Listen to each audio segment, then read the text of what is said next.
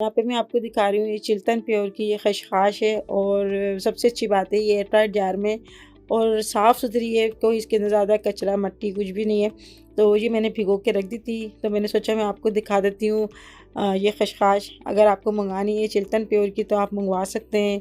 और ये देखें कितना अच्छा सा जार है इसका। और सबसे अच्छी बात है कि ये खशखाश जो है हमारे बहुत ही फ़ायदे करती है हमारे दिल दिमाग के लिए, और टेस्ट भी बहुत अच्छा होता है। कौरमे में आप इसको डालेंगे तो उससे भी जो है ना इसकी ग्रेवी बहुत अच्छी बनती है और दूसरा टेस्ट इसका बहुत ही अच्छा हो जाता है।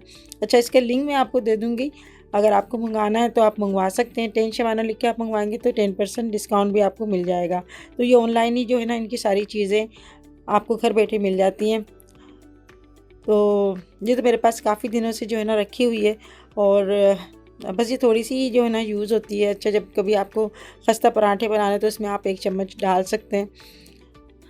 और खशखाश का शरबत बनाने में ये बहुत ही पीने में इसका फ़ायदा होता है, तो ज़रूर आप यूज़ करें। अपने घर वालों को भी जो है ना इसका तादल बना के आप पिलाएं। और चट्टू बट्टे में जो है ना इसको अच्छे से पिस जाती है ये, और फूल भी जाती है ये। तो इसको बस जो है ना 2-3 दफ़ा पानी से इसको आप धो लें छलने से, और अगर हल्की सी जो है ना मिट्टी वगैरह होती है ना वो निकाल दें इसकी।